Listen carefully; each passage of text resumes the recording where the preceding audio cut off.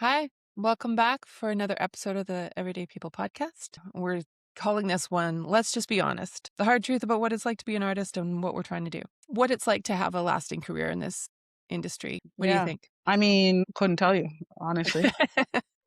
I know maybe a handful of people whose entire livelihood is sustained by the industry, especially people that don't work in-house somewhere. I think there's very few of them that I know, anyways.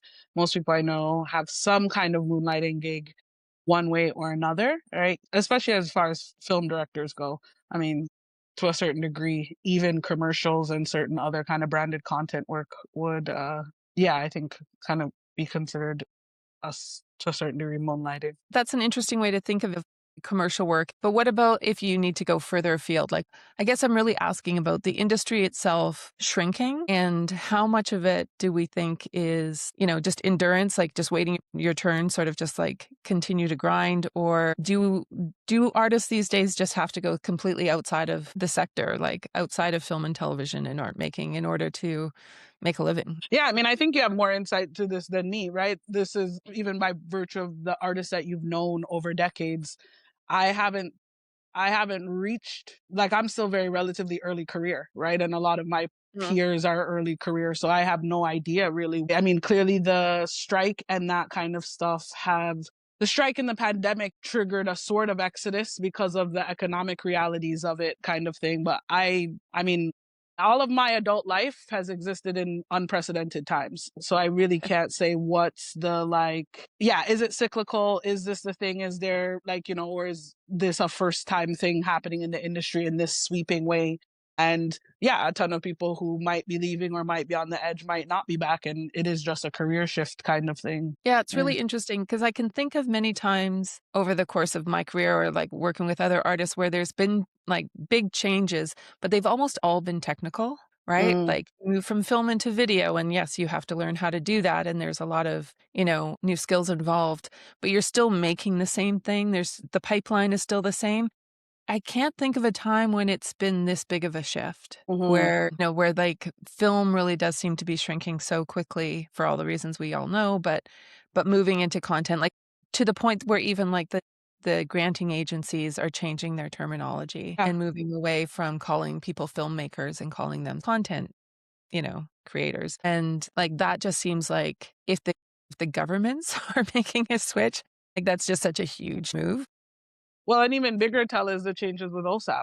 Like you can't pursue any if that's happening Yeah. to education pursuits of any industry, then I think that's showing a seismic react. Like I mean, for we know that arts and culture is incredibly important in all the ways that it's incredibly important. We know that it's a tool for change and all of those kinds of things in the way we see it leveraged in propaganda and all of that kind of thing. But in North America, we still reduce it to just entertainment. So if even OSAP is no longer willing to give people the leg up that they used to, I mean, the film industry is not where you're going to find that generosity. They're That's not for going to sure. be the exception if even like funding for post secondary school is being walked back as aggressively as that is. Yeah. Yeah, yeah. It's kind of bleak. I mean, I'm trying to find the silver lining in it all, or if like, what's the next move? And I think you and I are very good at that in terms of being very open to like seeing the reality of the situation and just trying to adapt. But Mhm. it feels like there's less and less moves. Mm. And yeah, it's an interesting position to be in where it's like, I can't really see what's on the horizon or like where the next move would be if I could just like, get either the energy or, just psych myself up to make the pivot because that's in and of itself always a big deal. But I wouldn't even know where to pivot to. Yeah, it's just a very strange time, which I think was one of the things that led to this conversation or this topic this week of being honest about it, but also kind of, we were joking around of like, should we call this Are You Okay? Like talking about burnout, talking about yeah, how optimistic or how hopeful you are about the future of your career, my career, like everybody's career, in this business. I mean, putting aside for a second the things that we are actively doing, which we're still doing, this podcast being one of them.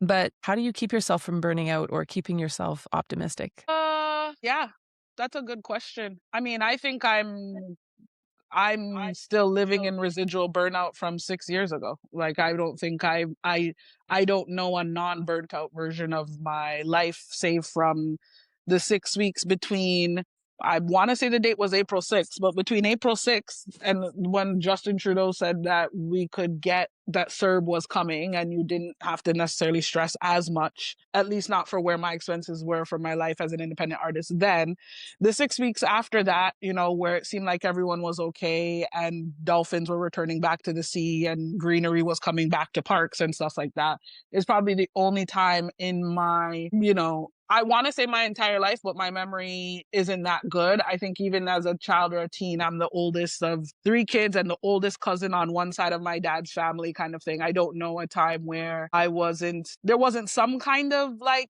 anxiousness or thought in terms of Mhm. like, you know, what I was doing, except for those 6 weeks were the only time where I can say like, this might be, that's when I could realize I was burnt out because Right. I quite genuinely had never experienced that before. There was nothing being asked of me work wise because no one knew what the fuck was going on.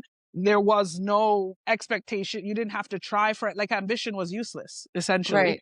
right? Right. Like there was no, I mean, you can always find a way to do a thing and a whatever, but the reality at the time in the pandemic was it wasn't like we were trying to adapt to a new world order. It was kind of like, how long do we ride this out till we go back, quote unquote, kind of thing. So while there was definitely innovation and things like Clubhouse and that kind of stuff was happening, what you were going to do with it, what you were going to, what, like no one knew, right? You couldn't go to the movie theaters or what was going to be happening on streaming. It wasn't like that suddenly it became easier to get a hold of Netflix and pitch Netflix because like people were trying not to like have costs hemorrhage out the wazoo on the projects they already had going and went like all of that kind of stuff.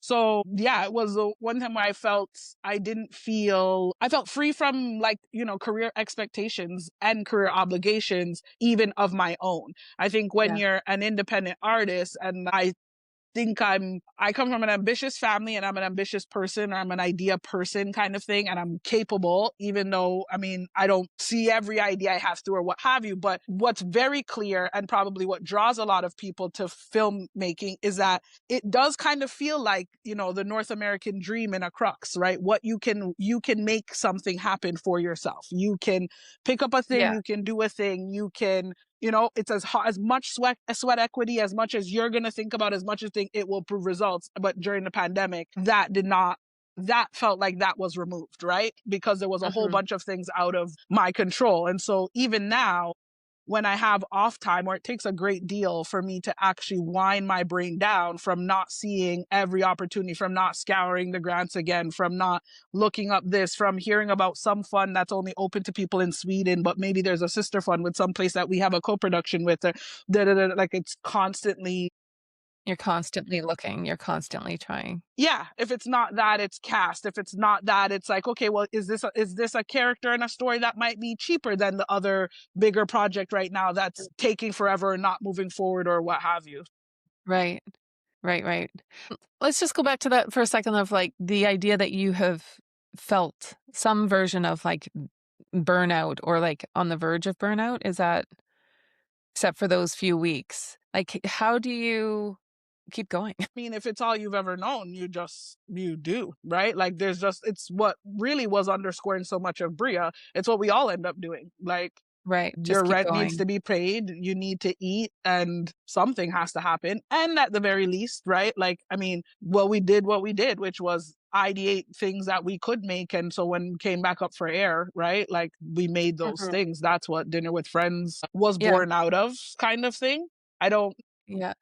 Yeah, the answer to burnout is my 1 year sabbatical that I'm taking in a year's time, really. I don't even know, honestly. I think it would take someone said, you know, I saw this thing that said the antidote to burnout is not rest, it's changing the circumstances that triggered the burnout kind Yeah, of thing. yeah. And, you know, that would mean holistically sort of adapting, right? What are the things that have to happen, or our industry standards? Essentially, our industry standards don't uphold a speed, pace, or thing that is sustainable when making anything. Mhm. And when you're on other projects, you can only do that, you only get so much say. And so again, it comes down to like, at least when you're working independently, you know, you can say, yeah, we would prefer 10-hour days, even if ACTRA would let us have the actors for 12 hours at what we could pay them or whatever. It's like 10-hour Yeah, days mean everybody have a chance to make it home and eat have a dinner, life. yeah, kind of thing, do laundry before it's midnight kind of thing on certain days. It might mean, yeah, like that kind of stuff is the only way. But unless I'm working only on my set all Mhm. year round or something like that, right? Then you're constantly thrown into the conditions that Yeah. don't allow for that. Yeah, one of the Yeah. biggest things, I mean, lifelong, I'm essentially an insomniac and nothing about what we do. I mean, the very first therapist I went to and talked to about it was like, okay, so here's this sheet, and for 30 days, you need to go to bed at the same time every single Yeah. night, kind of thing. In Yeah. what world am I Yeah, going in what to world, bed? but not this world, not this, industry. You No. know, it's funny when I think about my own burnout and, like, when I can feel it coming on or yeah, I guess just that when I either find myself in it or if I'm lucky enough to kinda see it coming. You know, for me, more than sort of like professional anxiety or psychological, like, it's financial. Like, if I'm financially okay, I relax in a way, and I think that that was the thing about the CERB too, was really so helpful because I feel like I can take a break otherwise. You know, like, I can take a break professionally. I don't have to produce every single day, even though like and if I do feel that pressure, it's the pressure I put on myself. And like, yeah, psychologically, But to I me, feel those like I things aren't separate in what we do, right? Like if you got yeah, paid enough to produce, we wouldn't produce any. Like the anxiety I have in the in between of the jobs is because I need more money, right? If I yeah, had enough money, I would yeah, just work on what we were doing now too, right? That's the practical thing of, well, I guess I have to pay these things, so I'm gonna have to do something or say yes to what have you. yeah, exactly. And I mean, back to the sort of like doing commercial work or doing other jobs, like we've talked about this so many times before, and I have conflicting thoughts on it. I waver. I go back and forth all the time whether it's better to just take other work that's outside of the industry completely or try to take other work inside the industry, like which is actually better for my own production or our own production of things. It's but I always end up coming back to, like, I feel like it's a bit of a fairy tale at this point in my life anyway, to think that I could work out like, do something completely different for money. You could. It would just be have to be an adjustment of what that job is. But there are Yeah. things that you could do. That's the real difference, right? It's like Yes, I guess that's what I'm saying is, like, yes, there's things I could do, but it's whether or not, like, every once in a while, I do go looking for jobs and, like, try to cast a wide net, and it ends up not making me feel better. Like, yeah. I get worn down from that too, so it feels like there's no particular silver bullet to that, whether you should I would prefer work. Like to me, other Hannah Cheeseman said this thing once when I went to the Spindle Films producers week that they had out in Banff, and she said like, you know, it's all the same work. And I think that other creative work, when it really is just for the paycheck, I think sometimes people put yourself, like for me, unfortunately, I've learned enough that that really isn't enough, especially in this economy. The paycheck is not big enough really for what even just the paycheck work might be if I'm not really connected to it or something that sparks or what have you, because doing creative work for hire when you're really not into it, right? It's just as difficult. There's this idea or this delusion that and I think some other people who might be like me put themselves under, that you can just like, oh, you know, for a while I was like, I'll just write the MOW thing and just, you know, I don't, who Mhm. cares if it's not gonna be, it's like, that's not true. I do care. You know what I mean? Yeah. There's very similarly, even with, like, I feel like each sector of the film and TV landscape, the media landscape, there is a real art to it, right? And I think like cracking the art to it is where the money making starts to come one way or another, even within commercials or what have you, right? So I often feel like as a director, though I am exploring commercials more sincerely, but like I never wanted to just, you know, you hear people sometimes are like, I don't know, I guess I'll just shoot some commercials. And you're like, no, there's people who direct full time, Mm, day in, day out, that are like, it's just spots that they do. They've done tons of them. Like, it's a real art to them and they craft it as such, treat it as such, mhm. and that kind of thing. For And sure. they can start to get bigger jobs and better because that is how they treat it, right? But I can't treat film like that and commercials like that and the MOW like that. It's, Right. you know, one thing has to take the priority. So it's either being okay with the creative process not being like what I want it to be, right? In which instances, like some instances, I can definitely do that. Like I love, you know, directing for hire and probably like, you know, if the material is something I'm genuinely excited by, right? Like I think Yeah. I can't see myself, if I have any like spidey senses that it's not it, or if like as is the concept or whatever really isn't my thing, the idea of just pivoting to another lane creatively doesn't really feel like Well, and also too, it's all work you're bidding on, right? Like it's not like I'm gonna become an in-house director for an agency and Mhm. that's now my day job and I'm not gonna want to make films. I mean, definitely there's a long history of people who do ad work, do this kind of work or whatever, and it can tee up opportunities and gear and that kind of thing. And I think that's Mhm. great when it makes sense. But I just, to me, outside the industry feels like the thing that I can do where it's like, I'm just here to do the job and go home. Whereas within the creative industry, no matter what it is, I always You want to care. show up. And well, I'll say this too, right? I don't think I have a reputation where I cannot care. You know what I mean? Like I What have do you a mean by rep. what do you mean? Well, I feel this even often in writers' rooms, right? Like, or like if I'm in a development room, people are excited, like it's Sasha and Bria Mack and this kind of thing, or what have Right. you, right? That you're not expecting a phone it in job, right? You're not expecting, you have expectations that precede me, or example, in terms of what I'm going to contribute, or at least that's what's in my head. And so Well, I it think that that's feels probably true for you harder in to, particular. yeah.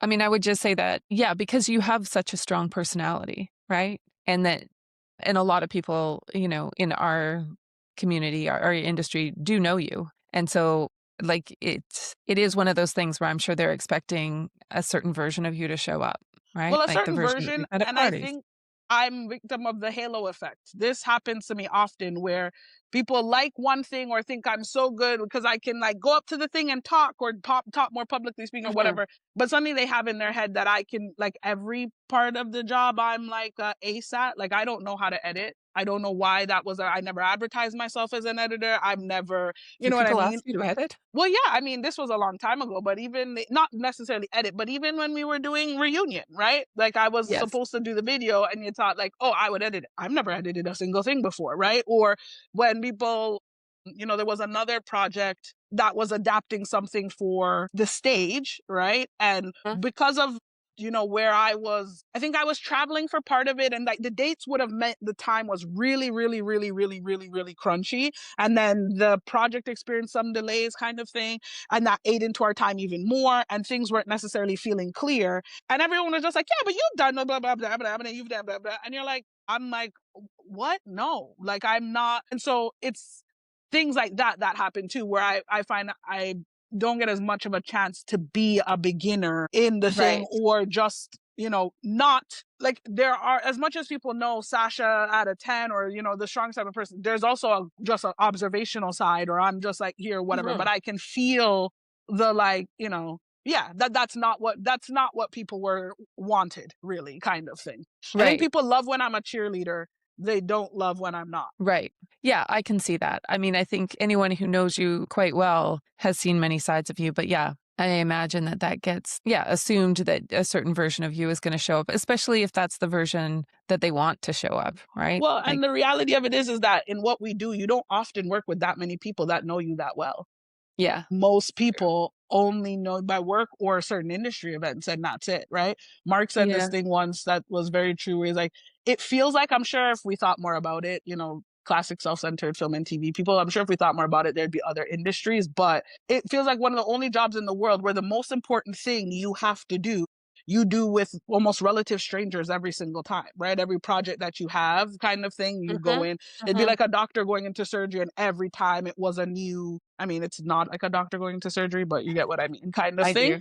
Yeah. But it is, yeah. And so I often say to some of the things that feel like gatekeeping is partially because of, once people build trust with certain people, it feels very hard to step away from that. But it Yeah. creates what feels like high stakes for any kind of creative endeavor I would want to pivot into, that by the time that much pressure is on it or attached to it, I would rather just do the thing that I'm trying to do myself, or the Mhm. project that we're trying to get going, instead of get that as a job. And I will just go work at the Chuck's Roadhouse down by my house. But will you though? Will you? I mean, I this mean, is I what might. yeah? I've applied. I've applied. I absolutely will. Here's the other thing. I don't think it's great for storytellers to live only in the world of telling stories all the time, right? Oh, I believe My that for sure.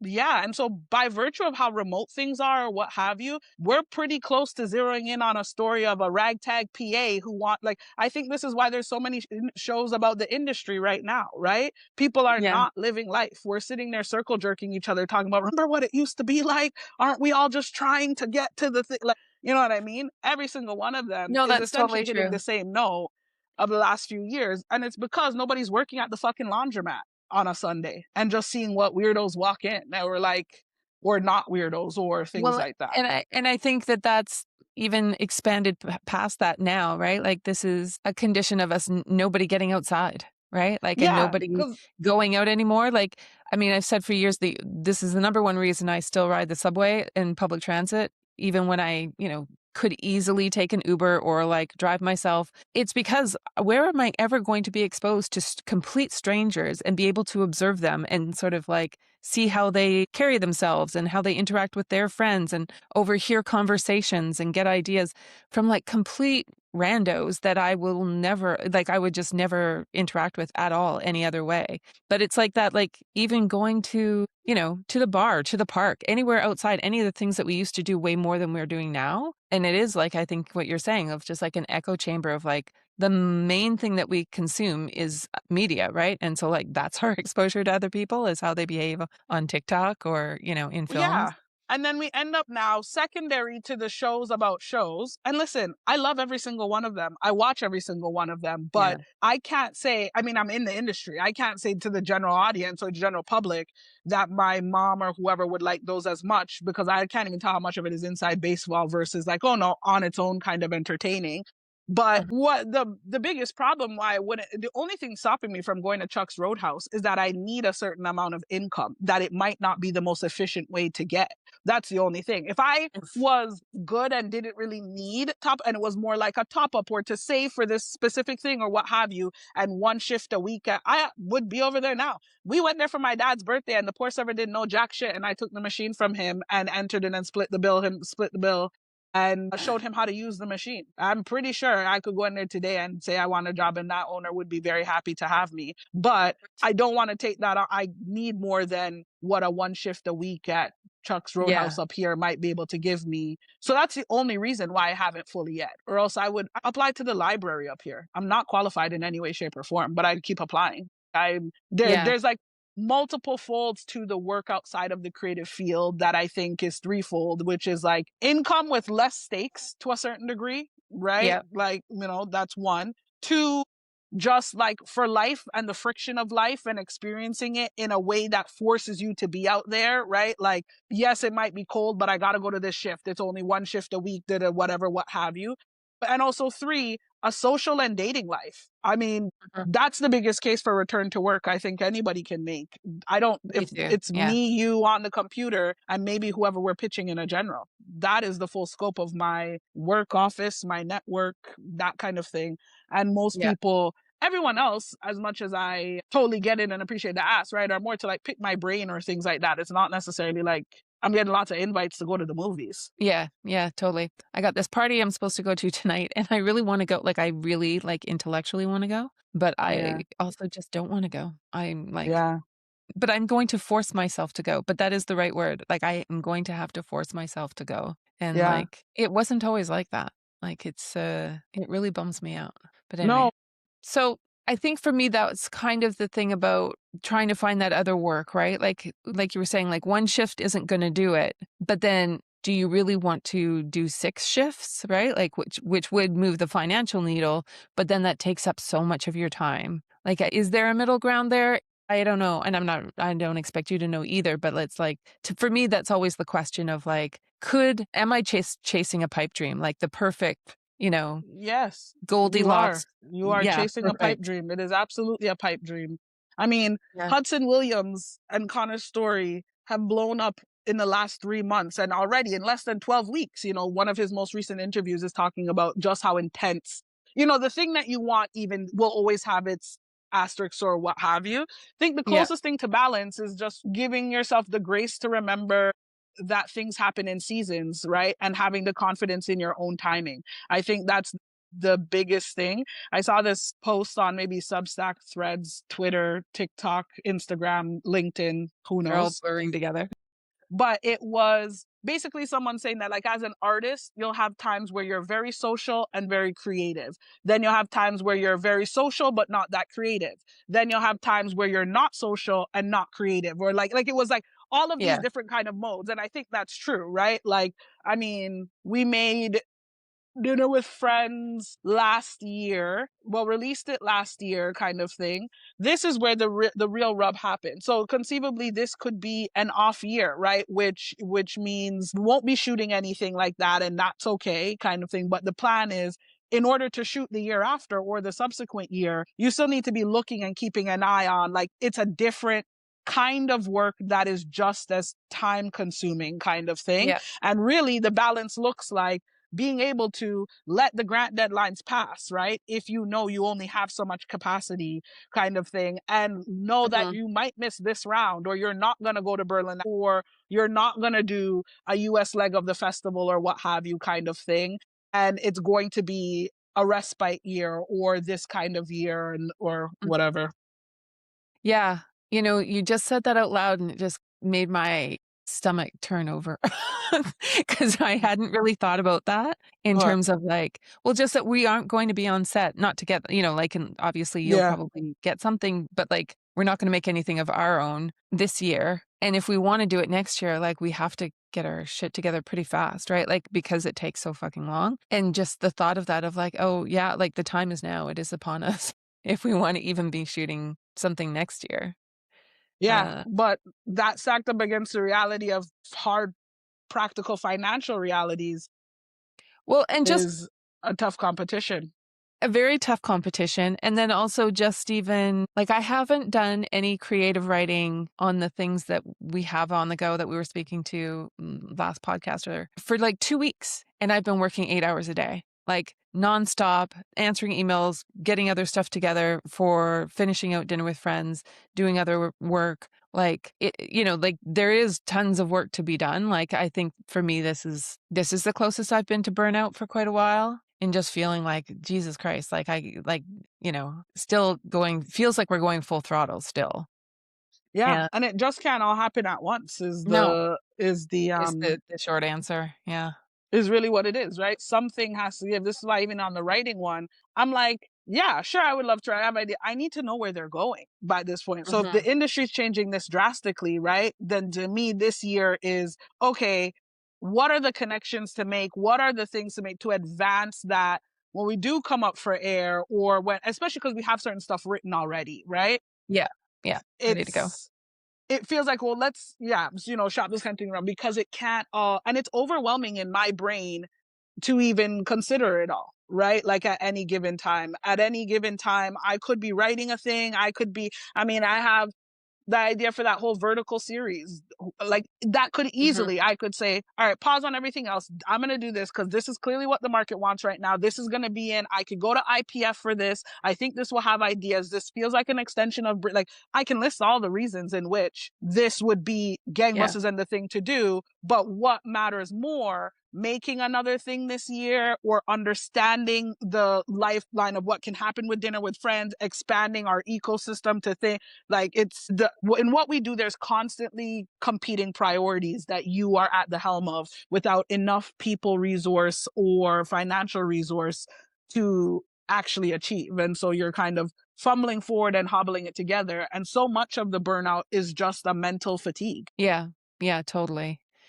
Yeah, totally feel that. I think we've tried in the last little bit to sort of like invite people in to help us, or like that sounds very arrogant, but you know what I mean, of like taking people up on their offers of like wanting to do things with us and being very transparent of like, okay, we need someone who's going to help with the heavy lift. Like if you're down to do some of this work, that's great. And I think that we've been very open about that, but it also comes with its own challenges and its own learning curve and its own like Yeah. work Well, as well. So it's never, I mean, it's good, but it's also, I can think of a few examples where it's just like people have gone off and done stuff, but then they need stuff from us in order to advance or to make, to keep things going. And it's like, mhm. it's all good news. It all needs to be done, but you're just adding things to my plate.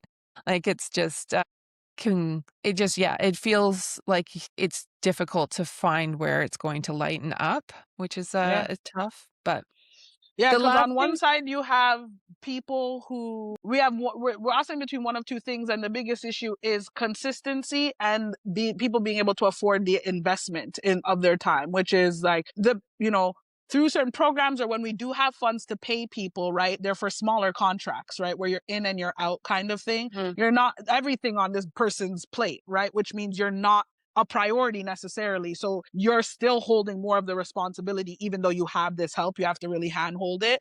Or on the flip side, we have great peers and collaborators who have a wealth of experience, kind of thing. Someone like Megan, for Yeah. example, but they run their own company in this economy too, right? And so without us being able to actually essentially replace one of their clients as far as income goes, right, and actually pay for their time, we're still at the behest of where we can't spend money. Can we ask for their time? And they're always willing, but what that time looks like is also going to vary. So we still can't plan with that, which means even when we're, as we've been trying so far, have support come on, but the bulk of it still sits with us, or the brain of it still has to sit with us. And really, that's what we're looking for in bringing the team members. Like, okay, this now is parked in your brain. Anytime I have a question about this, I'll ask this person, kind of Right. thing. Right, Yeah. right. Okay, so one last question or one last sort of topic is this idea, like, we are trying to do all the things and advance our projects, Dinner with Friends specifically, and like distribution,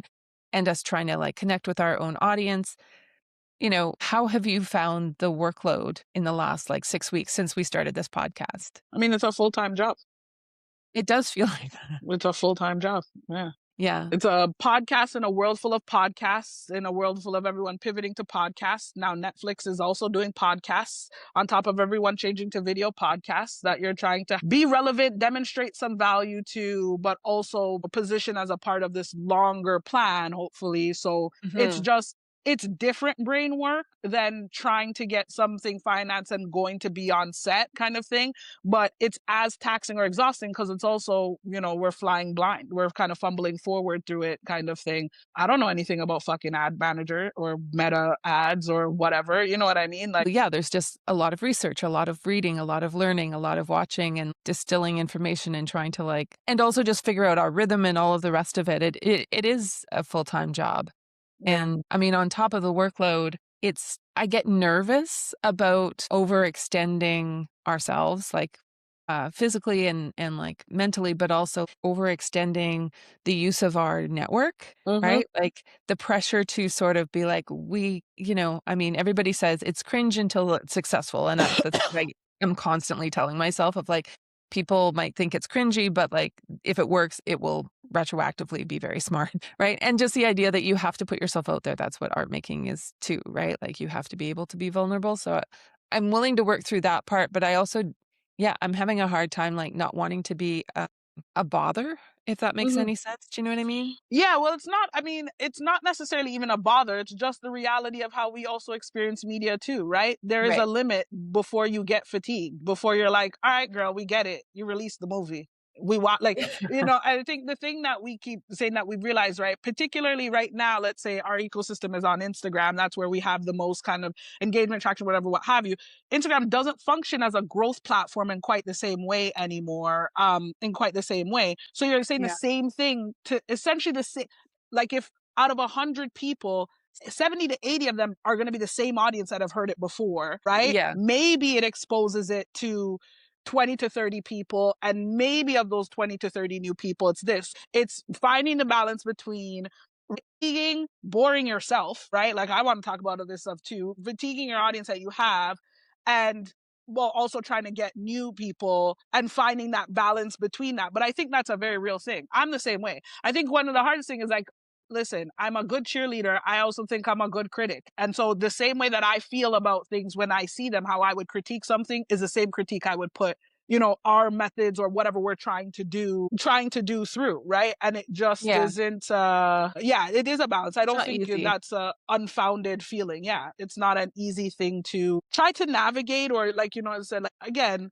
find a rhythm that feels like it makes sense, but without, because you also don't want to burn the audience that you do have. I mean, shout out to the Mhm. 20 people that always like the video even when we post it, really appreciate you, right? But I totally get Yes. it. Like I said, I felt the same way about other things, and so it's trying to navigate that. And the rejection thing, just letting him feeling embarrassing, not be the thing holding you back, but being mindful of the reality Yeah. of like, well, there is a limit here, or like playing that, appropriately, I guess. Yeah, yeah, exactly. And, like, I'm glad you feel the same way.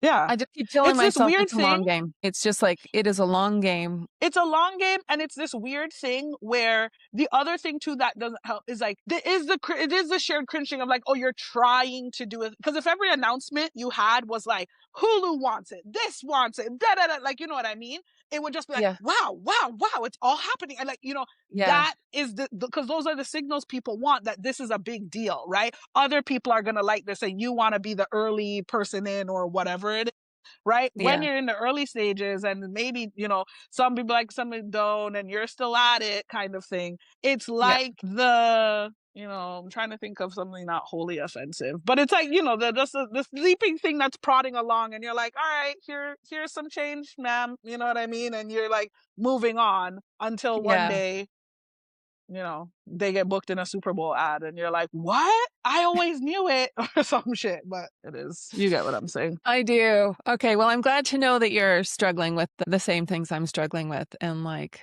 but we're still gonna keep it going. Yeah, that's the one thing that keeps me committed to it is that this is what everybody says how it goes, right? Like, it's not easy and it takes a while. If you could go back and tell yourself something at the start of, like, your career, or, like, go back to when you and I first met, like, 12 years ago, would you do it all over again, or is there something you would tell yourself to look out for, or something you would do different? No, it would never happen again the same way twice. And there's just, I would give this is just the rub of the thing of life. You gotta live it forward, learn it backwards. I don't think I'm very of the mind where like I go back and tell you, hey, there's a pandemic that's coming. You should probably invest in House Party before that app blows up or something. Like, only for then some other problem to be created or something like that would happen. So Yeah. no, I mean, I feel like it's been a pretty good 13 years. Like this, the last couple have been rough in terms of,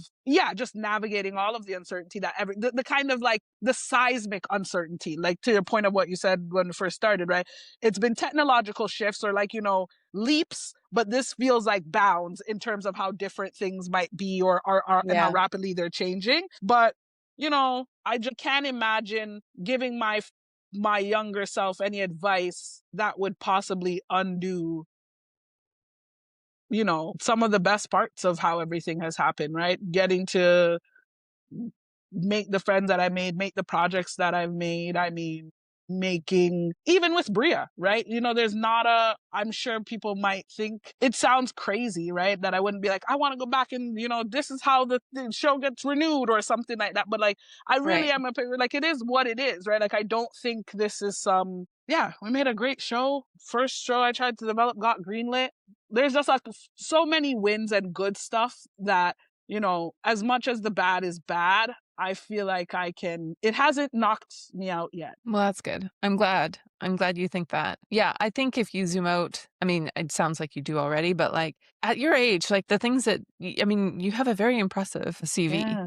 right? Like you've done a Yeah. lot in 35 years for sure. For me, I think if I were to go back, the only thing I would say is, I mean, and it's such a cliche, but it's so true of just like if I had just trusted myself a bit more and just been myself more in more Mm, situations and mm. not try to like shoehorn myself or contort myself into what I thought would be easier and just But had this is taken the it on the thing. chin and just been myself more rather than behind the scenes, and which is usually what I hear. I hear that all the time of like I'm different, but But that's not what would have happened.